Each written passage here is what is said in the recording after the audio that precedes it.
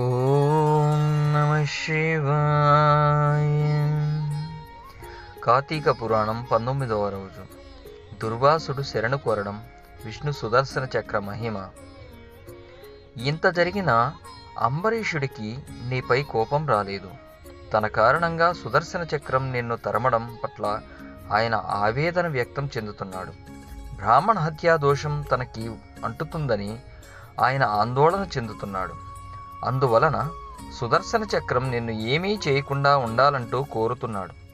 అందువలన నీవు ఆయన దగ్గరికి వెళ్ళడమే అన్ని విధాలా మంచిది అని దుర్వాసుడితో విష్ణుమూర్తి అంటాడు.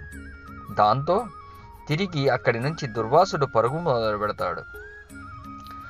సుదర్శన చక్రం తరుముతూ ఉండగానే దుర్వాసుడు పరుగులు తీస్తూ భూలోకానికి చేరుకుంటాడు. తనని రక్షించమంటూ అంబరీషుడిని కోరతాడు. దుర్వాసుడిని సుదర్శన చక్రం సమీపిస్తూ ఉండడం చూసిన అంబరీషుడు సుదర్శన చక్రాన్ని నిలువరించే ప్రయత్నం చేస్తాడు.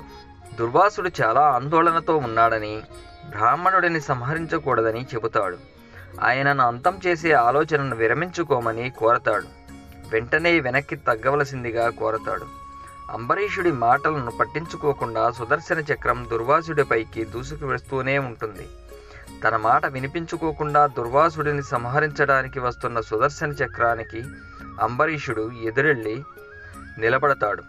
సుదర్శనుడి పట్ల తనకి గల గౌరవాన్ని గురించి చెబుతాడు. అయితే తనను శరణు కోరిన ఒక బ్రాహ్మణుడిని కాపాడడం కోసం సుదర్శనుడితో యుద్ధానికి దిగడానికి కూడా వెనకాడనని అంటాడు.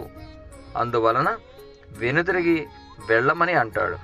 ఆ మాటలను పట్టించుకోకుండా సుదర్శన చక్రం దుర్వాసుడిపైకి వస్తూ ఉండడంతో ఆగ్రహవేశాలకు లోనైన అంబరీషుడు విల్లును ఎక్కుపెడతాడు.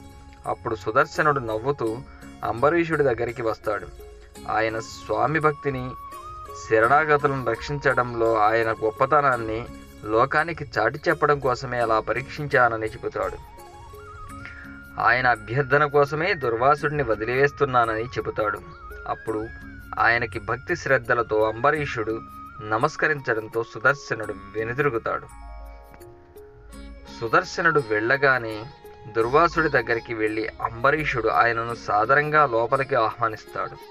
తన వలన ఆయనకి కలిగిన అలసటను గురించి ప్రస్తావిస్తాడు. తన వలన ఆయనకి ఇబ్బంది కలిగినందుకు మన్నించమని కోరతాడు. తన ఇంట భోజనం చేసి తన దోషాలు ఏవైనా ఉంటే తొలగించవలసిందిగా కోరతాడు. ఆయన తన వినయ విధేయతలు దుర్వాసుడి మనసును కలిచివేస్తాయి.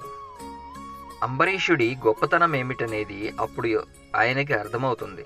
నాయనా అంబరీష, చిన్నవాడివైపోయావు, కానీ నిజానికి నేనే నీకు నమస్కరించాలి. నువ్వు దైవశక్తిని సైతం ఎదిరించి నా ప్రాణాలను కాపాడావు. తపోబల సంపన్నుడనైనా నేను ఎంతో తొందరపడ్డాను, కానీ నీవు చాలా ప్రశాంత చిత్తడవై వ్యవహరించావు. శ్రీ మహావిష్ణువు కరుణాకటాక్షాలు నీ ఎందుకు అంతలా ఉన్నాయనేది నాకు అర్థమైంది. నీలాంటి వాడితో కలిసి భోజనం చేయడమే మహాభాగ్యం అంటూ అంబరీషుడిపై తనకి గల అభిమానాన్ని వ్యక్తం చేస్తాడు. ఆ తరువాత భోజనం చేసి అంబరీషుడిని ఆశీర్వదించి అక్కడి నుంచి తన ఆశ్రమానికి వెళ్ళిపోతాడు. కార్తీక పురాణం 19వ రోజు సమాప్తం. రేపటి భాగం సత్యభామ అలకని తీర్చిన కృష్ణుడిని తన పూర్వజన్మ గురించి అడగడం. ఓం నమః శివాయ. నమో నారాయణాయ.